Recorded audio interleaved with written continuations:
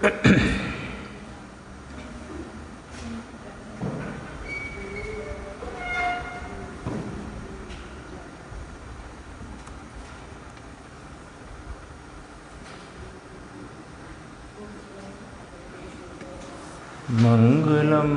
भगवान वीरो मंगलम गौतमो गणी मंगलम कुंद कुंदार्यो जैन धर्मोस्तु मंगलम सर्वमंगल मांगल्यम सर्वकल्याणकारकम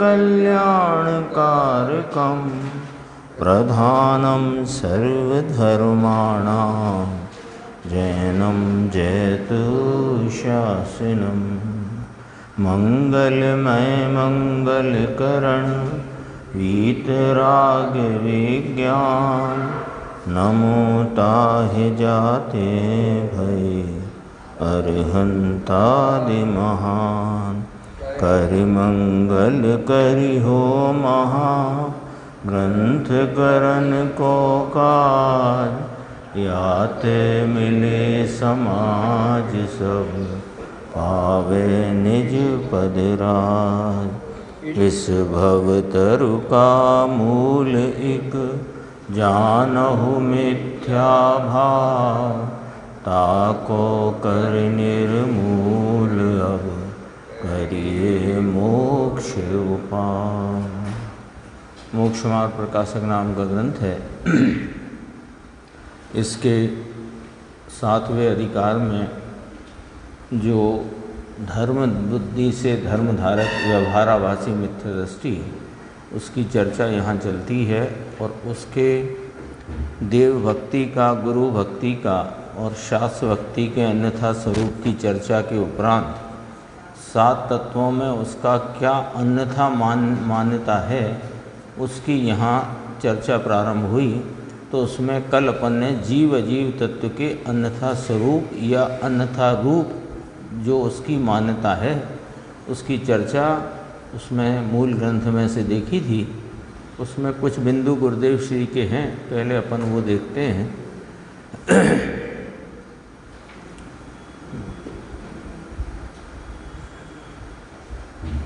महत्वपूर्ण चर्चा है जो गुरुदेव ने यहाँ इस संदर्भ में उठाई, क्योंकि जीव अजीव तत्व के संबंध में जो भूल है उसमें मूल गड़बड़ी ये है कि वह जीव और अजीव दोनों को भिन्न भिन्न नहीं मानता।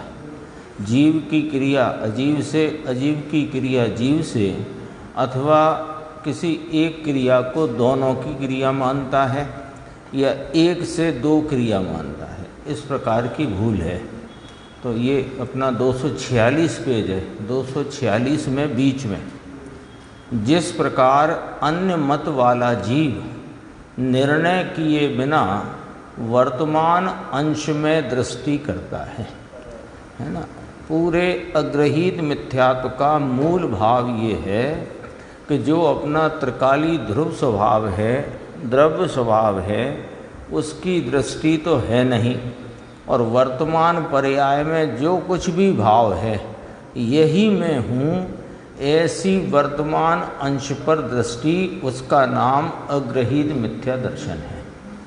और जीव को अनादि से यदि मिथ्यात्व की अपन सूक्ष्म से सूक्ष्म व्याख्या करें, है ना, ऐसे मिथ्यात्व की व्याख्या तो यहाँ से शुरू हो जाती है। देह जीव को एक गिने बहरा तम तत्व मुदा है। फिर दूसरी ओर आती है कि 7 तत्वों का विपरीत श्रद्धान। फिर जीव अजीव में एकत्व मानता है, हाँ, और शुभ राग को उपादेय मानता है, राग में एकत्व करता है। और ये सबको यदि अपन बारीकी तक ले जाएं तो एक वर्तमान पर्याय पर इसकी जो मैंपने की दृष्टि है, इसका नाम वास्तव में मिथ्यात्व है ना। एक चर्चा आई थी कि पूछा कि द्रव्यलिंगी की जो 11 अंग 9 पूर्व का पाठी है, कषाय भी उसकी एकदम लेश्याओं की अपेक्षा बहुत मंद है, तब भी उसके मिथ्यात्व रहता है, तो उसकी क्या भूल है। तो कहा वह एक समय की पर्याय में अपनापना करता हुआ है, इसलिए उसको वह मिथ्यात्व चला आता है। अज्ञान है ना, फिर उसमें लिखा ना कि मुनिव्रतधार अनंतवार ग्रेव्यक उपजायो पे निज आत्मज्ञान बिना, तो आत्मज्ञान नहीं हो पाता है, मिथ्यात्व बना रहता है। तो ये अन्य मत वालों को भी इसमें लिया। जिस प्रकार खास तौर पे अन्य मत की बात यहाँ करना नहीं है, बात तो करना है जो जैन हैं और जैन आज्ञा को मानते हैं, वे अन्य मत की तरह हैं यदि वे एक समय के वर्तमान अंश पर दृष्टि रखते हैं तो। जिस प्रकार अन्य मत वाला जीव निर्णय किए बिना वर्तमान अंश में दृष्टि करता है और जानपने में व वर्णादि में अहम बुद्धि धारण करता है। तीन बिंदु आए। एक तो वर्तमान पर्याय में आप रूपता की दृष्टि, यही मैं हूँ, जितनी पर्याय का एक समय का भाव है यही मैं हूँ, एक। दूसरा जो क्षयोपशम रूप जानने का परिणाम हुआ है एक एक समयवर्ती, तो उस क्षयोपशम है सो मैं हूँ। क्यों कि जिनेंद्र भगवान के शास्त्रों में कहा ज्ञान लक्षण से लक्षित है ये आत्मा, ज्ञान स्वरूपी है आत्मा। तो ज्ञान स्वरूपी में ज्ञान सामान्य को तो जानता नहीं, जो ध्रुव रूप से एक सदृश भाव से रहा है उसकी तो पहचान है नहीं। जो क्षयोपशम में उघाड़ दशा है इसको ज्ञान मानकर इसको जीव मानता है, तो जानने में अहम बुद्धि धारण करता है और वर्णादि में अहम बुद्धि धारण करता है। ये जो वर्णादि माने जो वर्ण आदि जिसके गुण हैं, ऐसे पुद्गल शरीर आदि। उसी प्रकार जो जैन में जन्मा होने पर भी यह मानता है कि मैं ज्ञानवान हूँ और उपदेश भी देता हूँ, वह जीव अजीव को एक मानता है ना। बहुत एकदम बारीक बात है, समझने की बात है, आराम से विचार करने की बात है। मैं ज्ञानवान हूँ, मेरे ज्ञान का क्षयोपशम का उघाड़ इतना खिला हुआ है कि मैं कोई प्रश्न पूछो, कोई चर्चा हो, कोई विषय हो, मैं भरी से भरी सभा में तुरंत उसका जवाब दे देता हूँ। यह मिथ्या दृष्टि अन्य मत की भांति जीव अजीव को एक मानता है। कठिन है बात, गंभीर है बात, यानी विचारणीय है। और जब तक सात तत्वों को पृथक पृथक उनका स्वीकार करके पृथक पृथक भाव भाषण नहीं होएगा, तब तक जीव को सम्यक दर्शन नहीं होगा, यानी मिथ्यात्व नहीं टलेगा, यानी संसार नहीं टलेगा।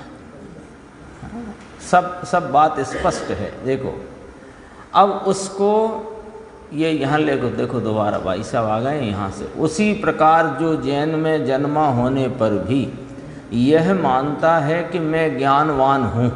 कैसा ज्ञानवान को वो क्षयोपशम का जो उघाड़ हुआ है ना, हाँ, मैं बुद्धिशाली हूँ और उपदेश भी देता हूँ, वह जीव अजीव को एक मानता है। परंतु उसको यह पता नहीं है कि ज्ञान आत्माश्रित है और उपदेश जड़ाश्रित है। जो ज्ञान का क्षयोपशम रूप खिलावट जो उघाड़ है वो स्वभाव के आश्रित यानी आत्मा आश्रित स्वभाव का अंश है, और जो उपदेश वाणी के द्वारा है वह जड़ पुद्गल का परिणाम है। तो उसने क्या किया कि मैं उपदेश देता हूँ, तो इसने जीव अजीव को एक माना है। तथा दूसरा प्रकार लिया, तथा उपवास के समय शरीर का क्षीण होना या भोजन का छूटना ये जड़ की क्रिया है।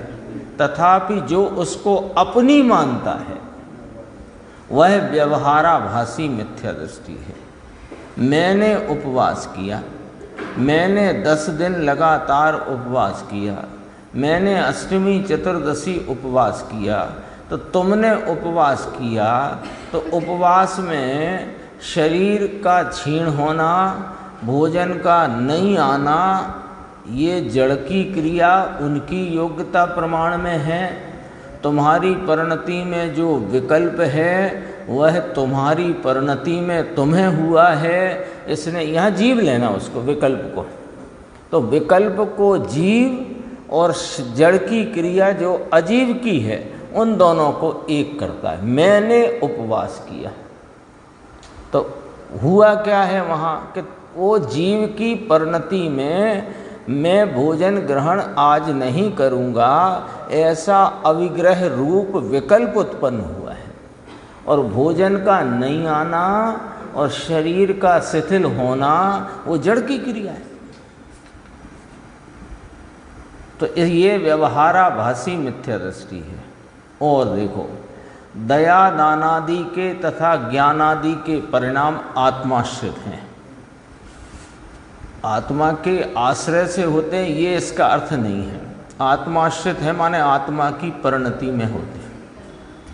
दया दानादि के परिणाम और ज्ञानादि माने ज्ञान का क्षयोपशम रूप भाव, वह परिणाम आत्माश्रित है और शरीर की क्रिया जड़ाश्रित है। तथापि जो इन क्रियाओं को आत्माश्रित मानता है वह मिथ्या दृष्टि है। क्यों? कि उसने जीव अजीव की एकता करी है। जीव अजीव तत्व दो तत्व भिन्न भिन्न हैं, उनको एक माना है। मैं चार हाथ भूमि देखकर चलता हूँ, मैं बराबर कोई भी सामग्री धरना उठाना बराबर संभाल कर करता हूँ, तो मैं कौन हूँ और ये क्रिया किसकी है, इसको विवेक नाम भेद नहीं मालूम। भेद नहीं मालूम होने से ये अपनी क्रिया जानता है। और आप तो जीवात्मा है और जड़ की क्रिया को अपनी मानता है, तो आत्माश्रित मानता है, उन्हें आत्मा की मानता है, तो वह मिथ्या दृष्टि है। अब देखो तीन बातें आगे ली। क्योंकि वह ज्ञान पर्याय, राग पर्याय और जड़ पर्याय इन सबको एक मानता है। मैंने उपदेश किया, राग भी मैंने किया, वाणी भी मैंने बोली, विकल्प भी मेरे को हुआ और ज्ञान का क्षयोपशम भी मेरा है। तीन हो गए ना, ज्ञान का परिणाम, राग की पर्याय और जड़ की पर्याय, जड़ की क्रिया। इन सबको एक मानता है। मैंने उपदेश किया, राग भी मैंने किया, ऐसा मानता है। भगवान के पास जाने का शुभ राग आत्माश्रित है और शरीर का हलन चलन, वहाँ नमना है ना, साष्टांग वहाँ प्रणाम है, हाथ जोड़ना है, नमन करना है, वह सब पुद्गलाश्रित है। तो मैंने भगवान को नमन किया। बोलना व्यवहार है, मानना मिथ्यात्व है। मैंने भगवान को नमन किया, मैंने भगवान को साष्टांग दंडवत प्रणाम किया, ये बोलना व्यवहार है, लेकिन मानना मिथ्यात्व है। क्यों? कि वहाँ उत्पन्न जो भगवान के प्रति बहुमान का परिणाम वो आत्माश्रित है और वहाँ शरीर की नमने झुकने आदि की जो क्रिया है वह जड़ाश्रित है और वो अजीव का परिणाम है, ये जीव का परिणाम है। जीव और अजीव दो को इसने एक किया है, ये मिथ्यात्व है। शरीर का हलन चलन, हाथ जोड़ना आदि पुद्गलाश्रित है, तथापि दोनों को एक मानना यह भूल है। ये इसकी अपनी जीव अजीव तत्व के संबंध में जो चर्चा चलती है उसमें ये बात है। एक और है इसमें विषय, वो भी अपन देखते हैं। 251 पे ये नाटक समय सार का लिया है, ये भी देखते हैं। 251 पेज। हाँ,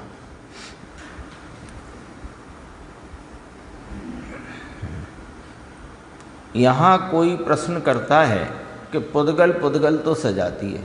अभी अपन ने बात देखी, जितनी चर्चा अभी अपन ने पढ़ी उसमें ये आया कि राग आदि भाव आत्माश्रित है, ज्ञान का क्षयोपशम आत्माश्रित भाव है और वहाँ होती उपदेश आदि की भाषा की क्रिया जड़ाश्रित है, अजीव की है। अपना झुकना, नमना, चलना फिरना ये सब अजीव की क्रिया है। तो जीव अजीव दो की क्रिया को एक मानना ये भूल है। तो उसका प्रश्न उठ गया। ये पंडित जी ने भी रखा, गुरुदेव ने भी निकाला इसको। देखो, कोई प्रश्न करे कि पुद्गल पुद्गल तो सजाती है, अतः एक पुद्गल तो दूसरे का कुछ कर सकता है ना। जीव अजीव की अलग अलग क्रिया हैं, उन्हें एक मानना भूल है। ये बात तो आपने समझाई, लेकिन अब हमारा प्रश्न ये उठ गया कि पुद्गल पुद्गल तो सजाती है, अतः एक पुद्गल तो दूसरे का कुछ कर सकता है ना, ऐसा प्रश्न हो गया। तो समाधान ये है कि नहीं कि एक उंगली के स्कंद में अनंत पुद्गल परमाणु, ये है कि नहीं। ऐसे गुरुदेव ने उंगली दिखाई, ये है कि नहीं। ये क्या है? उंगली है। तो ये जो उंगली रूप स्कंद है, इसमें अनंत पुद्गल परमाणु हैं। इसमें रहे प्रत्येक परमाणु की क्रिया भिन्न भिन्न है। प्रत्येक परमाणु द्रव्य है, अपने अनंत गुणों को का आधारभूत भाव है, और उसकी प्रत्येक समय होती पर्याय नाम की क्रिया वह उसकी अलग अलग है, अपनी अपनी है, भिन्न भिन्न है। ये भिन्न भिन्न का एक उदाहरण बहुत सरल अपन समझ सकते हैं कि मान लो ये अपने सामने कोई गुलाबी वस्तु है, गुलाबी कलर की। तो गुलाबी कोई रंग की पर्याय है क्या? नहीं है ना। 5 पर्याय कही गई हैं वर्ण गुण की, तो गुलाबी तो कोई पर्याय है नहीं। तो फिर ये जो गुलाबी दिख रहा है स्कंद अवस्था में, कपड़ा हो कि कोई चीज़ हो, ये क्या है कि वहाँ रहे प्रत्येक परमाणु अपने अपने वर्ण गुण से उस समय की पर्याय योग्यता से अपने अपने परिणाम से परिणमित है।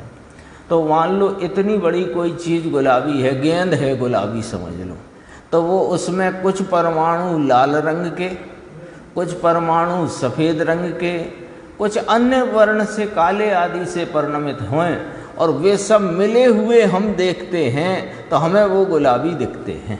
लेकिन वो गुलाबी हो सकते नहीं। कौन सा परमाणु या कौन सा पुद्गल गुलाबी रंग से परिणम सकता है? हो ही नहीं सकता। 5 के अलावा छठे प्रकार की पर्याय नहीं। लाल, पीला, नीला, सफ़ेद और काला, इसके अलावा बताओ कौन सी? ये समझने के लिए तो कहते हैं प्रत्येक परमाणु की क्रिया भिन्न भिन्न है। ये नाटक समय सार का पंडित जी बनारसी दास जी का एक पद यहाँ गुरुदेव ने याद किया। एक परिणाम के न करता दरब दोई, दोई परिणाम एक दरब न धरतु है। एक करतूती दोई दरब कबहू न करे, दोई करतूती एक दरब न करतु है। इसका नीचे गुरुदेव ने खुलासा किया। देखो, यह बात नाटक समय सार में कही गई है। 2 द्रव्य एक परिणाम को नहीं करते, एक द्रव्य 2 परिणाम नहीं रखता। 2 द्रव्य एकत्रित होकर एक परिणाम को करें ऐसा कभी नहीं होता, और एक द्रव्य कर्ता होकर 2 परिणाम करे ऐसा नहीं होता। बोलो क्या गजब की बात है। सूत्र है ये वस्तु स्वरूप का। 2 द्रव्य एक परिणाम को नहीं करते। उपवास आदि की क्रिया, उपदेश की क्रिया, तो उपदेश की क्रिया जीव भी करे और भाषा वर्गना के परमाणु भी करें, तो 2 द्रव्य एक परिणाम को नहीं करते। एक द्रव्य 2 परिणाम नहीं रखता, यानी यह जीव उस परिणाम को भी कर रहा है, कौन से को? विकल्प रूप भाव को, और उस भाषा वर्गना के परिणाम को भी जीव ने किया है। वहाँ 2 द्रव्य लिए ना अलग अलग, वे एक वो 2 द्रव्यों के अलग अलग परिणाम को एक परिणाम मानना भूल, और एक द्रव्य से 2 परिणाम मानना भूल, कि उपदेश का भी कार्य और विकल्प का भी कार्य। फिर कहा 2 द्रव्य एकत्रित होकर एक परिणाम को करें, ऐसा कभी नहीं होता। ऐसे आता है हल्दी चूना मिलके लाल होता है कि नहीं? नहीं, ऐसा है नहीं। वहाँ प्रत्येक परमाणु अपने अपने परिणाम से परिणमता है। तो दो द्रव्य एकत्रित होकर के, ठीक है साहब, ये उपदेश का कार्य जो हुआ उसमें जीव और पुद्गल भाषा वर्णा मिल करके उस उपदेश के कार्य को करते हैं, तो ऐसा नहीं होता। अब एक द्रव्य कर्ता होकर दो परिणाम करे, यानी एक ही द्रव्य आत्मा विकल्प भी करे और उपदेश भी करे, ऐसा नहीं है। आगे कहते हैं, देखो 252 पे पहली 3 लाइनें। इस प्रकार जिसको वस्तु की ऐसी मर्यादा का, वस्तु का स्वरूप उसका परिणमन मर्यादित है।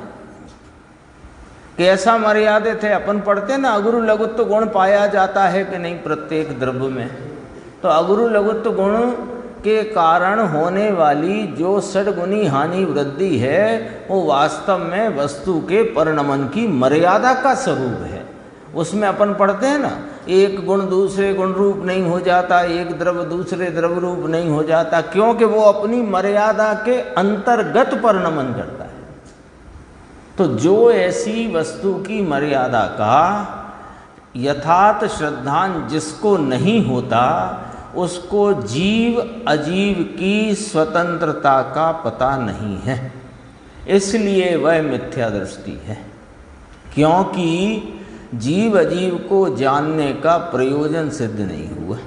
यहाँ कहा ना कि 7 तत्व तो जानता है शास्त्र आदि से, जीव अजीव आश्रव बंध संवर निर्जरा मोक्ष, कितने जानता है कि उनका जो स्वरूप जिनवाणी में कहा वैसा जान लेता है बुद्धि में, और वैसा ही उपदेश औरों को करता है, उस संबंध में विचारणा भी करता है, लेकिन भाव भाषण नहीं होता।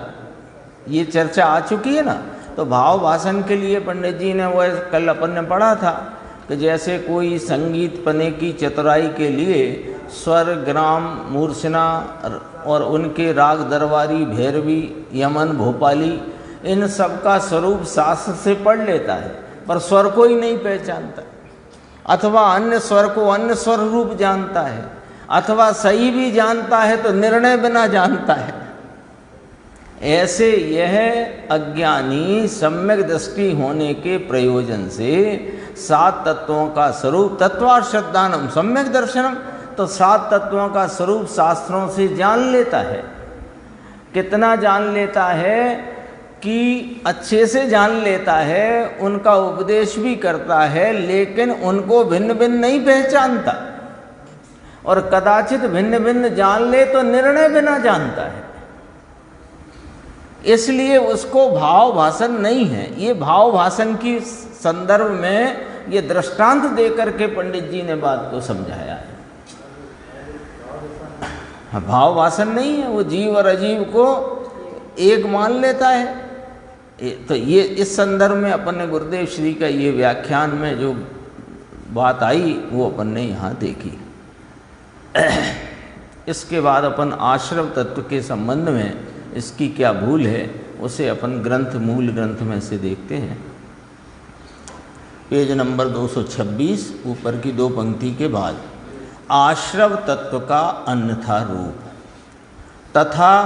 तथा माने जीव अजीव की बात कह दी ना, और उसके बाद तथा आश्रव तत्व में जो हिंसादि रूप पाप आश्रव हैं उन्हें हे जानता है, और अहिंसादि रूप पुण्याश्रव हैं उन्हें उपादेय मानता है। परंतु यह तो दोनों ही कर्म बंध के कारण हैं, इनमें उपादेयपना मानना वही मिथ्या दृष्टि है। सीधी बात करी पंडित जी साहब ने, 2 पंक्ति में सारी कलई खोल दी। इस धर्म बुद्धि से धर्मधारक व्यवहाराभासी मिथ्या दृष्टि। आश्रव तत्व में दोनों आए कि नहीं आए, हिंसादि रूप पापाश्रव और अहिंसादि रूप पुण्याश्रव। हिंसा झूठ चोरी कुशील परिग्रह, अहिंसादि तो उनके 5 पाप के त्याग रूप अहिंसा सत्य आदि, ऐसे उन्हें पुण्य मानता है, इन्हें पाप मानता है। पाप को हे मानता है, पुण्य को उपादेय मानता है। तो दोनों ही, यह तो दोनों ही कर्म बंध के कारण हैं। पुण्य पाप एकत्व द्वारा आया ना, उसमें ये सब चर्चा आ गई है कि दोनों एक ही चांडालिनी के पुत्र हैं। एक बामन के घर पला और एक चंडाल के घर पला, वो सब चर्चा आ गई। 101 या 100 नंबर का कलश है, जो भी है। इनमें उपादेयपना मानना वही मिथ्या दृष्टि है। और अनादि से ये जीव को ये शुभ राग में उपादेयता की बुद्धि नहीं छूटती। तो उपादेयता की बुद्धि छूटे बिना स्वरूप की उपादेयता की बुद्धि उत्पन्न नहीं होती। अभी तो स्वरूप उपादेय होगा, उसका आलम्बन होगा, उसकी प्रतीति और उसके आनंद आदि पर्यायों का संचेतन होगा, वो बाद की बात है। लेकिन पुण्य और पाप में पुण्य को जब तक उपादेय मानेगा तब तक इस पुण्य पाप से रहित अपना जो चैतन्य महापदार्थ है, इसका उपादेय पने की बुद्धि भी नहीं होती है। बोले भले कि भगवान आत्मा उपादेय है, पुण्य है, लेकिन पुण्य में उपादेयता छोड़े नहीं, बुद्धि से ही। पुण्य तो बाद में छूटता है, पर पुण्य का उपादेयपना पहले छूटता है। उसकी भी चर्चा गुरुदेव ने ली। अब यहाँ पर पंडित जी ने समय सार के बंधाधिकार में जो कहा गया है उसकी चर्चा यहाँ ली है। नीचे उनके नंबर भी दिए गए हैं, घर पे अपन पढ़ सकते हैं। समय सार गाथा 254, 255, 256 और कलश नंबर 168 और 169, इनमें से चर्चा ली गई है। जो ली गई है वो चर्चा अपने सामने है, और पढ़ना हो विस्तार में तो वहाँ अपन पढ़ सकते हैं। देखो, सर्व जीवों के जीवन मरण सुख दुख अपने कर्म के निमित्त से होते हैं। कर्म से होते हैं नहीं लिखा है, तुमसे होते हैं इसका इनकार किया, कर्म के निमित्त को स्थापित किया, तो कर्म को निमित्त रूप स्थापित किया, उपादान रूप नहीं। खतौनी तो बराबर करना पड़ेगी ना, समझना हो तो। निमित्त की तो परिभाषा ही जिनेंद्र परमात्मा ने कही है, जो स्वयं कार्य रूप परिणमित नहीं होता, किंतु कार्य की उत्पत्ति में जिस पर अनुकूल बने का आरोप आ सके उसे निमित्त कहते हैं। सर्व जीवों के जीवन मरण सुख दुख अपने कर्म के निमित्त से होते हैं। जहाँ अन्य जीव के इन कार्यों का कर्ता हो माने कर्ता माने है, होता तो है नहीं पर माने, वही मिथ्या अध्यवसाय बंध का कारण है। वहाँ अन्य जीव को बचाने का, जिलाने का अथवा सुखी करने का अध्यवसाय हो, वह पुण्य बंध का कारण है। मिथ्या अध्यवसाय साथ में आ गया है ना, क्योंकि जो अन्य जीवों की रक्षा, उनके को जिलाने का भाव अथवा अन्य जीवों की हिंसा, उन्हें मारने का भाव, इनको मैं करता हूँ ऐसा मानता है, अन्न द्रव्य से अन्न द्रव्य का कार्य मानता है, वह मिथ्या अध्यवसाय है और आश्रव है, क्योंकि आश्रव बंध का कारण है। ऐसा ठीक है ना। तो अब फार्मूला सामने अपने हैं। देखो, किन कार्यों का कर्ता हो, किन कार्यों का जीवन मरण सुख दुख, वह पाप का कारण है, पाप बंध का कारण है, पूरी बात है। इस प्रकार अहिंसावत सत्यादिक तो पुण्य बंध के कारण हैं, और हिंसादिवत अहिंसादिक को भी बंध का कारण जानकर हे ही मानना। लाइट चली गई, लाइट तो है, वोल्टेज है, अच्छा उधर चलो ठीक है, इसलिए ही वो गड़बड़ा रहा मामला। कहाँ था अपना। इस प्रकार अहिंसावत सत्याधिक तो पुण्यबंध के कारण है, और हिंसावत सत्याधिक पापबंध के कारण हैं। ये सर्व मिथ्या अध्यवसाय हैं, वे त्याज्य हैं, छोड़ने योग्य हैं। इसलिए हिंसादिवत हिंसा में मारने की बुद्धि हो, परंतु उसकी आयु पूर्ण हुए बिना मरता नहीं है। भले तुम्हारी मारने की बुद्धि नाम अभिप्राय लेकर किसी जीव के मारने का परिणाम हुआ हो, लेकिन उसकी आयु पूर्ण नहीं हुई हो तो मरता नहीं है। और तुम्हें उसको दुख देने का भाव हुआ हो और उसके साता आदि के उदय का निमित्त बनता हो और सुख रूप योग्यता हो, सुख माने अनुकूलता की योग्यता बनती हो, तो उसे तुम पलट सकते नहीं। यह अपनी द्वेष परिणति से आप ही पाप बांधता है, उसका मरण जीवन तो इसके हाथ में है नहीं। निमित्त भी ये नहीं है। हाँ, ये निमित्त भी नहीं है। निमित्त भी कहा जाएगा तो उसके कर्म को के उदय आदि को निमित्त कहेंगे। और अहिंसा में रक्षा करने की बुद्धि हो, परंतु उसकी आयु अवशेष नहीं हो तो वह जीता नहीं है।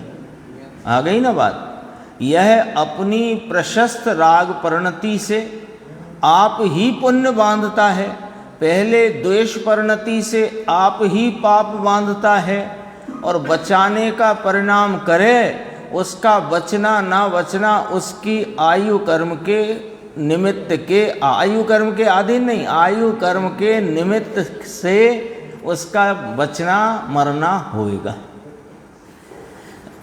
यह अपनी प्रशस्त राग परिणति से आप ही पुण्य बांधता है।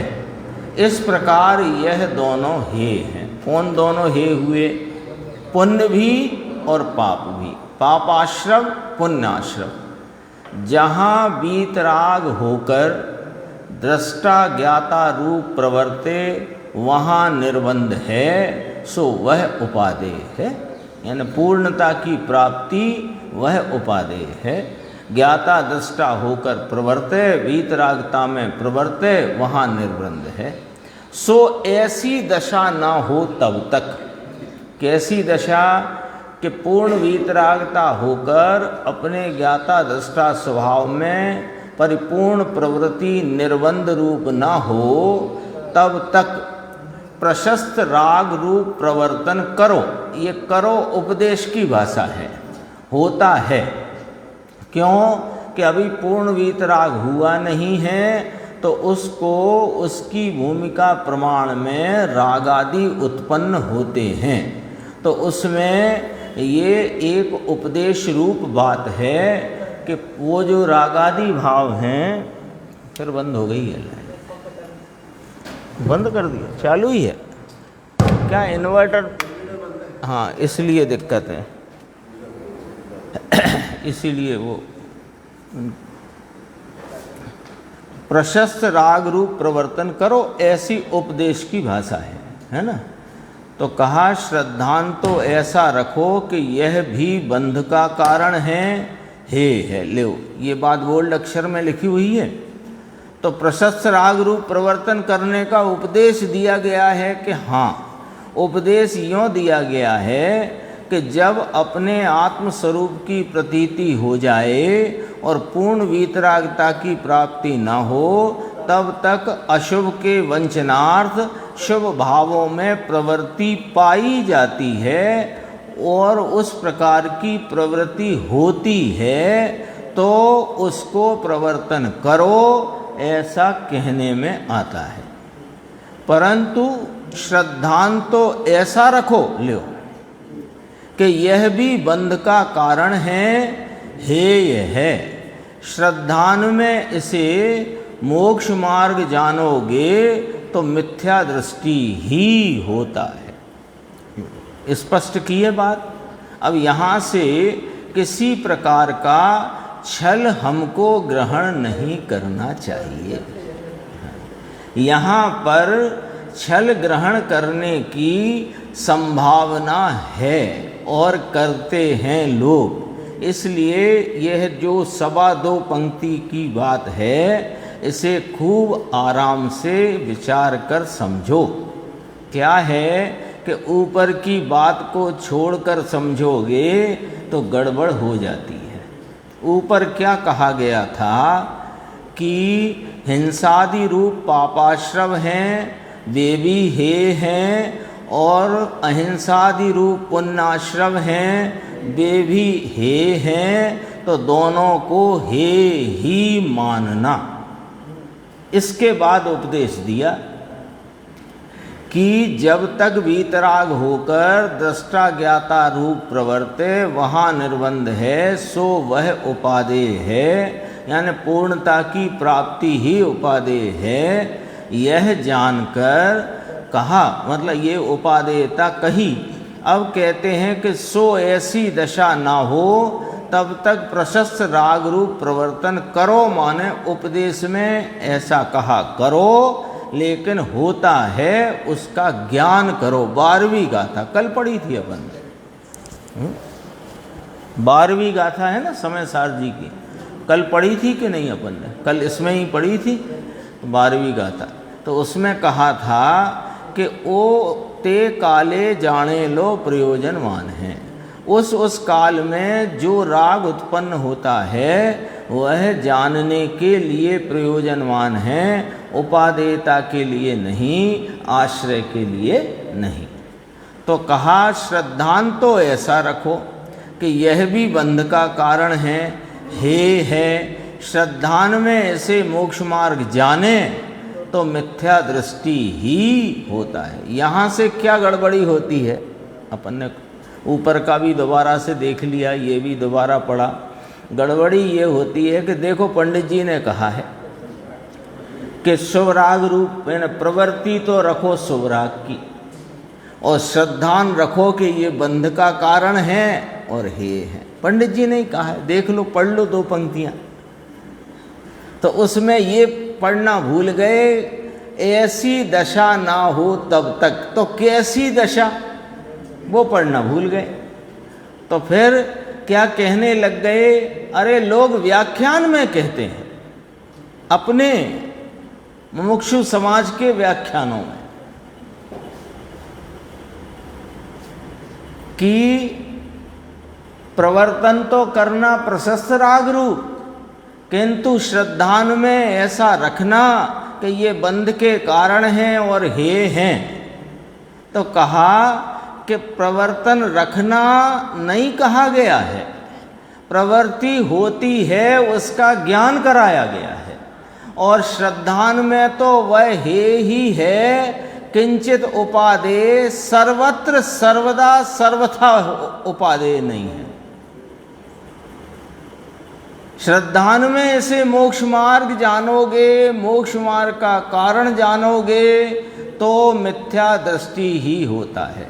तो साहेब मोक्ष मार्गी के ये होता है ना, तो वो तो जानता है कि ये हे है,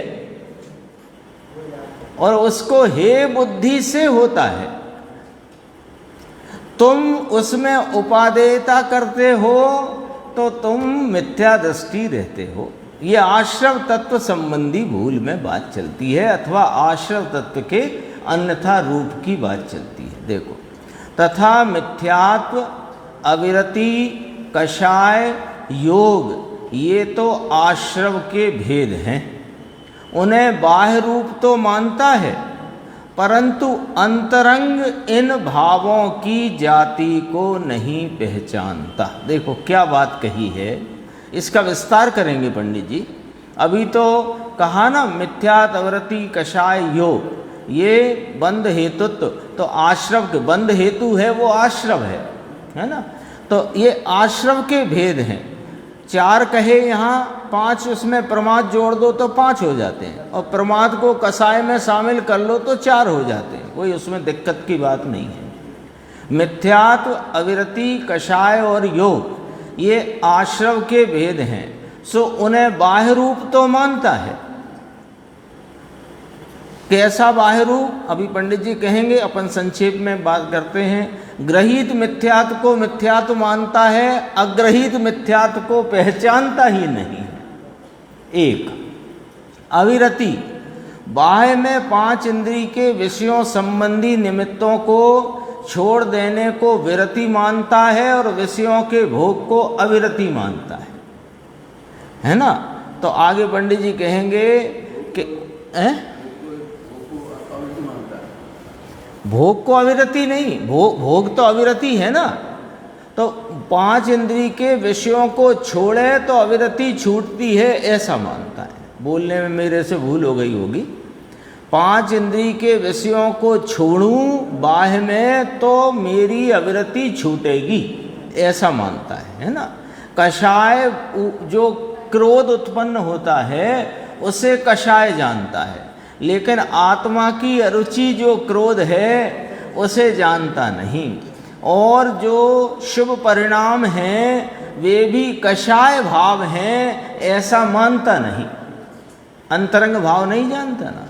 और योग में मन वचन काया की क्रिया रोक दूंगा तो मेरे चंचलपना योग रुक जाएगा। तो वो मन वचन काया तो जड़ के परिणाम हैं, उनसे योग नहीं रुकता है। और योग की जो शक्तिभूत योग है उसे ये पहचानता ही नहीं है। देखो इसमें अब यहाँ अपनी बात चलेगी। वहाँ अन्य देवादिक के सेवन रूप ग्रहित मिथ्यात्व को मिथ्यात्व जानता है, परंतु अनादि अग्रहित मिथ्यात्व है उसे नहीं पहचानता। आत्मा और राग की एकता उसको नहीं जानता, आत्मा और राग की एकता को नहीं जानता। और मैं ध्रुव स्वरूप एक रूप सदृश भाव हूँ और उसको पर्याय रूप मानता है, तो द्रव्य पर्याय की भिन्नता को नहीं जानना भी अग्रहित मिथ्यात्व है, क्योंकि पर्याय पने अपने को स्वीकारता है।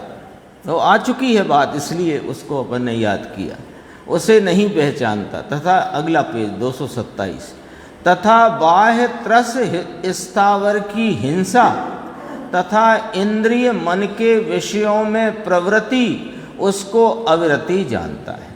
यानी इंद्रिय मन के विषयों में जो प्रवृत्ति जाती है उसको अविरति मानता है, लेकिन इंद्रिय मन के विषयों को छोड़कर माने उनसे वृत्ति हटाना, वह भी पुण्य भाव है। तो वो पुण्य भाव रूप जो वृत्ति है वो वास्तव में वह भी प्रमाद में गिनी गई है। आगे अपन चर्चा गुरुदेव की यहाँ इसी विषय की देखेंगे। हिंसा में प्रमाद परिणति मूल है और विषय सेवन में अभिलाषा मूल है, उसका अवलोकन नहीं करता। हिंसा में प्रमाद परिणति मूल है।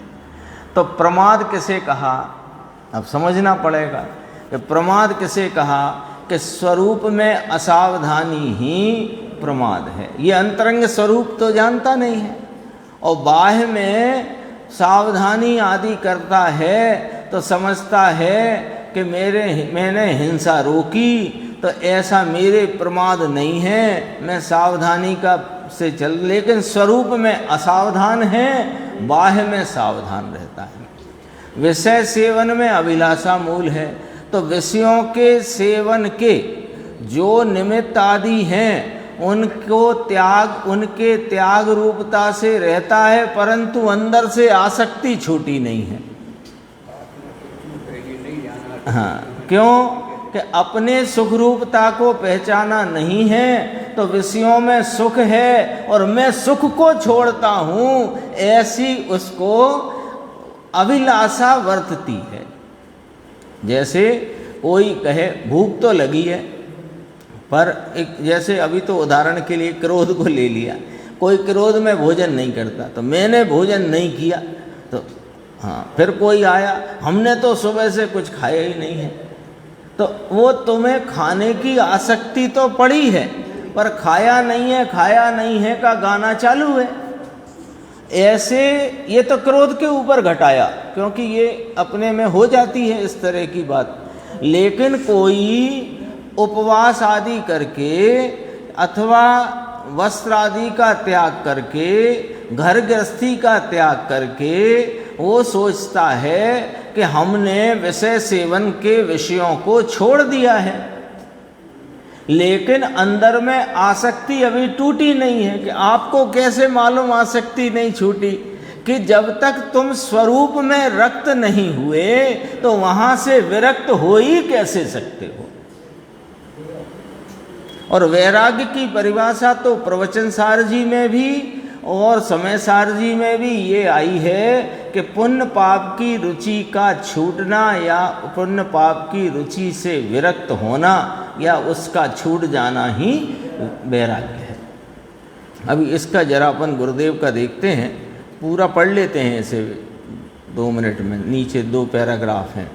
तथा बाह्य क्रोधादि करना उसको कषाय जानता है, अभिप्राय में राग द्वेष बस रहे हैं उनको नहीं पहचानता। कैसे राग द्वेष? क्रोधादिक तो कषाय है, और क्रोध की मनता विनयवानता इसे कषाय नहीं जानता, जबकि ये भी कषाय ही है। तथा बाह्य चेष्टा हो उसे योग जानता है।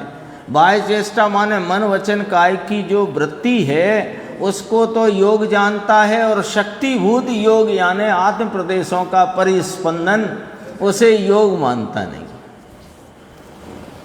होता क्या है कि आत्म प्रदेशों का परिस्पंदन में मन वचन काय का हलन चलन निमित्त है, ऐसा बताया गया है। निमित्त बताया है ना, तो वो उन निमित्तों के हलन चलन को रोक कर समझता है कि योग मैंने रोका है, जबकि योग शक्तिभूत वो परिस्पंदन तो रुका नहीं है। वो तो योग निरोध होता है तब रुकता है। तथा इस प्रकार आश्रवों का स्वरूप अन्यथा जानता है। तथा राग द्वेष मोह रूप जो आश्रव भाव हैं उनके तो नाश करने की चिंता नहीं है, और बाह्य क्रिया अथवा बाह्य निमित्त मिटाने का उपाय रखता है। सो उनके मिटाने से आश्रव नहीं मिटता। क्यों? बाह्य क्रिया जो है वो शरीर आश्रित है, और बाह्य निमित्त हैं वे पर द्रव्य हैं, उन्हें तुम क्या मिटाओगे? वे जड़ की क्रिया, शरीर की क्रिया उसकी उनकी अपने द्रव गुण पर्याय रूपता से उनमें उनकी होती है, और जो निमित्त हैं संयोग आदि में वे निमित्त वास्तव में तुमने न ग्रहण किए हैं न तुम छोड़ सकते हो। जो संयोग में हैं वे उनकी सत्ता में हैं, तुम में तो है नहीं जो तुमने छोड़े हों। तो उन्हें मिटाने का उपाय करता है। उनके मिटाने से आश्रव नहीं मिटता। द्रव्यलिंगी मुनि, हाँ इसमें लिया देखो, द्रव्यलिंगी मुनि अन्य देवादिक की सेवा नहीं करता। सच्चे देव गुरु शास्त्र के अलावा कोई प्रसंग हो तो सर कट जाए लेकिन झुके नहीं, ऐसी अगाध श्रद्धा है सच्चे देव गुरु शास्त्र की। और आगे, हिंसा या विषयों में नहीं प्रवर्तन करता, क्रोधादि नहीं करता। उसका तो उदाहरण प्रसिद्ध है ना कि ऐसे शरीर में चीरा लगा के उसमें नमक मिर्ची भी भर दे तो आँख की कोर लाल नहीं होती। क्रोधादि नहीं करता। मन वचन काय को रोकता है, मन वचन काय की भी प्रवृत्ति वो उसको भी वह अनुशासित करता है। तथापि उसके मिथ्यात्वादी चारों आश्रव पाए जाते हैं। ऐसा नहीं है कि उसके अकेला मिथ्यात्व पाया जाता हो, उसको अविरति भी है, कषाय भी है और योग भी है, क्योंकि उनका क्रम ही ऐसा है। पहले मिथ्यात्व जाता है, फिर अविरति जाती है, फिर कषाय प्रमाद जाता है, फिर योग जाता है। क्रम ही ऐसा है। हाँ हाँ, कषाय का अभाव होकर के 12वें के अंत में कषाय का सर्वथाभाव होता है, फिर 14वें में योग का निरोध होता है, ऐसा है। तो देखो, यद्यपि 10वें के बाद बंद नहीं है, लेकिन जाने का क्रम ही ऐसा है, अभाव का क्रम। तो उसके मिथ्यात्वादी चारों आश्रम पाए जाते हैं। हाँ, 4 कहो 5 कहो, 4 कहो, 4 गिनो तो 4 कहो, 5 गिनो तो 5 कहो। तथा कपट से भी वह कार्य नहीं करता है। देखो, यदि कपट से करता हो तो ग्रेविक पर्यंत नहीं जा सकता। हाँ, देखने दिखाने को नहीं, मान सम्मान को नहीं, ख्याति लाभ पूजा आदि के लिए नहीं, लेकिन एक समय की पर्याय में रमता हुआ, मिथ्यात्व का पोटला सर पर रखा हुआ और करता ये सब कुछ है, तो भी उसके मिथ्यात्व, अविरति, कषाय, योग चारों आश्रय पाए जाते हैं। इसलिए जो अंतरंग अभिप्राय में मिथ्यात्वादी रूप रागादि भाव हैं, वे ही आश्रव हैं, उन्हें नहीं पहचानता। इसलिए इसके आश्रव तत्व का भी सत्य श्रद्धान नहीं है। गुरुदेव का 1-2 बिंदु है, अपन देख लेते हैं जरा। टीवी बंद है, अब तो चालू कर सकते हैं, हो जाए तो अच्छा है, नहीं हो तो फिर कोई बात नहीं, ऐसे ही पढ़ लेंगे, क्या हो गया।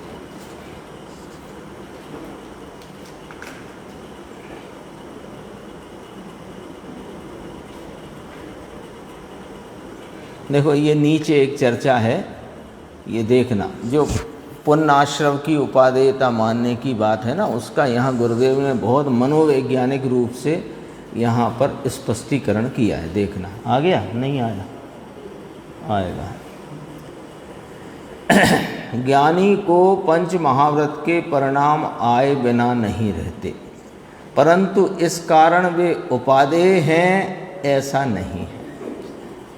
लो, अपने को एक बात बहुत टक्कर मारती है कि ज्ञानी को भी तो होते हैं, ज्ञानी को भी तो होते हैं, तो ज्ञानी को होते हैं पर वह उपादेय नहीं मानते, और तुम ज्ञानी को होते हैं इसलिए उपादेय करते हो, सो अज्ञानी हो।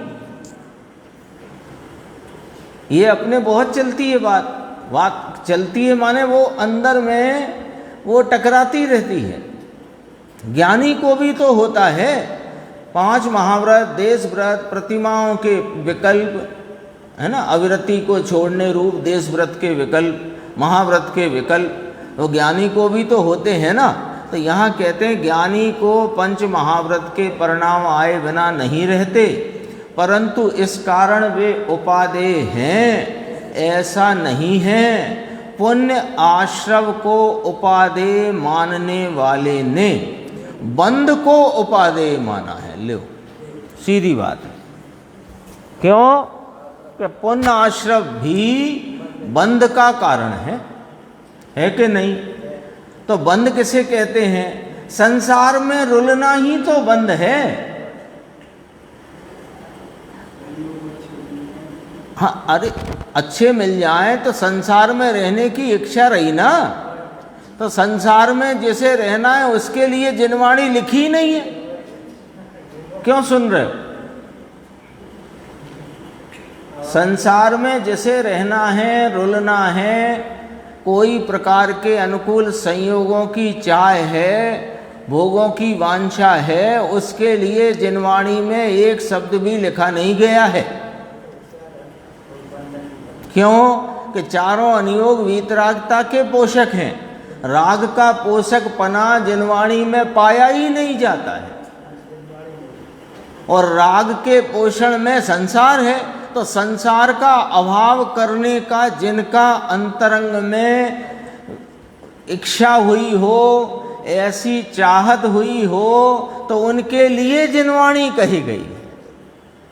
बात तो ये, तो देखो, पुण्य आश्रव को उपादेय मानने वाले ने बंध को उपादेय माना, इस कारण वह मिथ्या थे। बंध माने क्या? बंध माने संसार।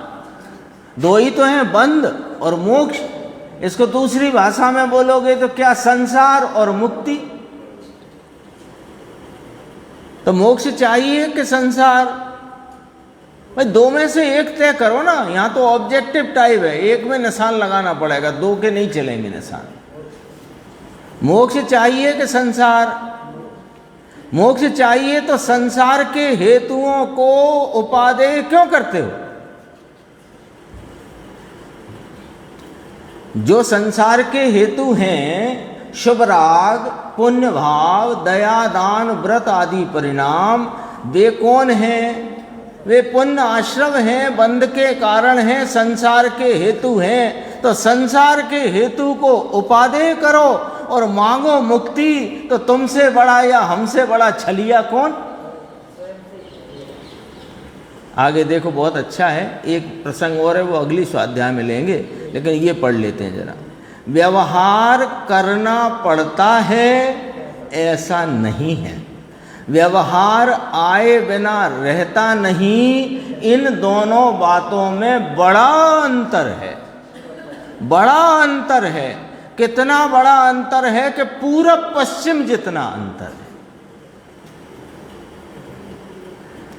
व्यवहार करना पड़ता है ऐसा मानना और व्यवहार आए बिना रहता नहीं ऐसा मानना, इन दोनों में के मानने में बड़ा अंतर है।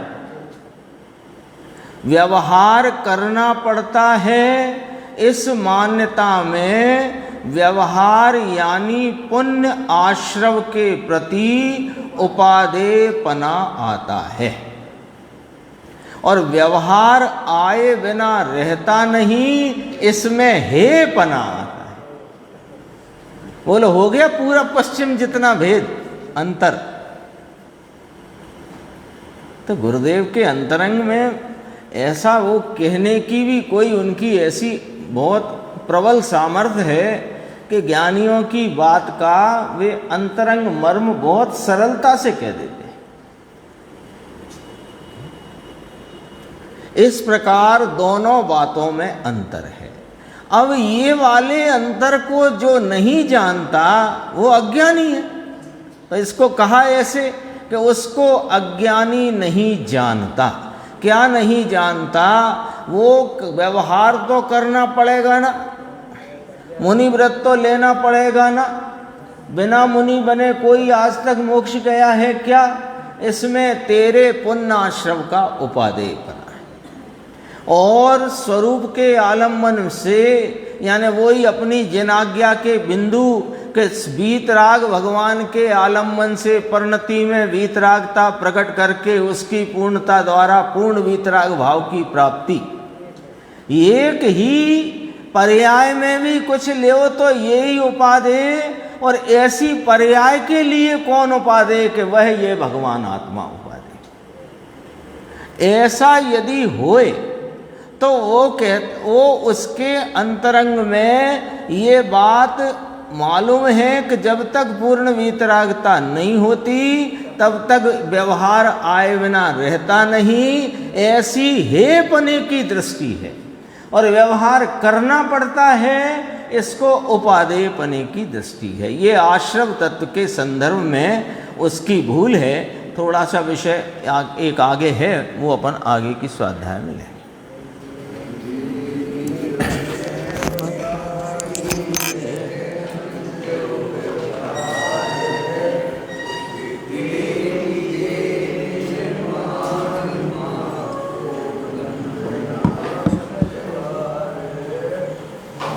Ooh.